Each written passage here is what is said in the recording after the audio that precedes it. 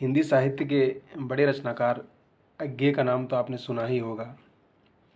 सच्चिदानंद हीरानंद वात्सायन अज्ञे, कितना लंबा नाम है। क्या नाम है? सच्चिदानंद हीरानंद वात्सायन अज्ञे। 1911 में इनका जन्म होता है और 1987 में इनकी मृत्यु हो जाती है। सौभाग्य की बात देखिए कि इन्होंने भगत सिंह के साथ काम किया था। आप सोचिए, उस ज़माने के क्रांतिकारी भी थे, राइटर भी थे, जेल भी गए, फौज में भी रहे, अंग्रेजी साहित्य के मर्मज्ञ रहे, बहुत सारा अनुवाद किया, बहुत सारी पुस्तकें लिखी। बाद में जब जेल से छूट के आए, 4 साल जेल में रहे लगभग, वो भगत सिंह के साथ उनको भी जेल हुई थी।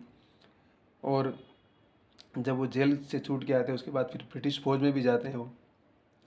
और उनके पिताजी खुद इसमें थे, आर्कियोलॉजिकल सर्वे में थे, जो पुरानी चीज़ों की खोजबीन करते हैं ना। और काफ़ी संस्कृत साहित्य के जानकार थे, हिंदी साहित्य के जानकार थे, इंग्लिश साहित्य के जानकार थे। तो इनको पढ़ने लिखने के संस्कार बचपन से ही मिल जाते हैं। आपने इनके उपन्यास का नाम सुना होगा, शेखर एक जीवनी, जो 2 खंड में है।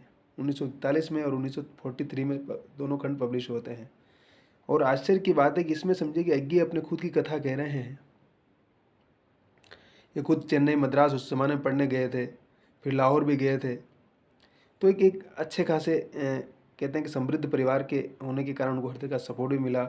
और उनके पिताजी खुद ज्ञान और की दुनिया के जानकार थे, तो उनको वो सारे संस्कार दिए। और अज्ञे ने बाद में उसको अपनी रचना धर्मिता के माध्यम से देश दुनिया के सामने रखा। और आश्चर्य की बात देखिए कि प्रेमचंद जैसे महान कथाकार ने ही उनको अज्ञे नाम दिया। किसने उनकी कहानी थी तो भेज दिया हंस में, उसमें जेल में थे, तब बोला कि क्या नाम दूँ मैं, तो फिर उन्होंने उसको नाम दे दिया अज्ञे, कि मुझे ज्ञात ही नहीं कौन है। तो प्रेमचंद ने हंस में उनकी कहानी छाप दी और नाम दे दिया अज्ञे। तो पता चला कि बाद में वही नाम फेमस हो जाता है। और आश्चर्य की बात है कि प्रेमचंद खुद उस ज़माने में इस बात का रिकमेंडेशन करते हैं कि आगे चल कर कि अज्ञे भी एक बड़े रचनाकार, बड़े, इनमें बड़ी संभावना है, ये कुछ कर सकते हैं। और देखिए कि कैसे महान रचनाकार लोगों को पहचान सकता है या उसके अंदर क्षमताएँ होती है पहचानने की। तो अज्ञे ने असाध्य वीणा जैसी कविता लिखी। उन्होंने अंग्रेजी साहित्य का अनुवाद किया, इलियट को लगभग एक हिंदी में लेके आते हैं। हिंदी के रचनाकारों से परिचय, मतलब जो हम सिर्फ हिंदी साहित्य पढ़ते हैं, सिर्फ कविता कहानी में घुसे रहते हैं, हमें पता ही नहीं कि वेस्ट में क्या लिखा जा रहा है, दुनिया की तमाम भाषाओं में क्या लिखा जा रहा है। तो अज्ञे ने पहली बार हिंदी के लोगों को अंग्रेजी साहित्य से भी परिचित करवाया। तो ये उनका वो योगदान है। फिर उन्होंने ढेर सारी पत्र पत्रिकाओं का संपादन किया, ढेर सारे लोगों की हेल्प की उन्होंने अपने हिसाब से।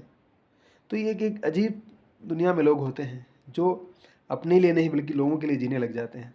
तो अज्ञे ने जीवन में शादी नहीं की थी, बाद में कपिला वात्सल्यायन जी के साथ में रहे थे, लेकिन एक फ़कीर की तरह उस ज़िंदगी को जीते हुए, साधते हुए उन्होंने शेखर एक जीवनी जैसा उपन्यास लिखा, अपने अपने अजनबी लिखा, नदी के द्वीप लिखा।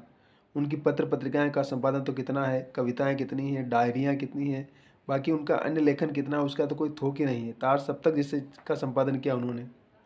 तो उनका एक बहुत महत्वपूर्ण योगदान है।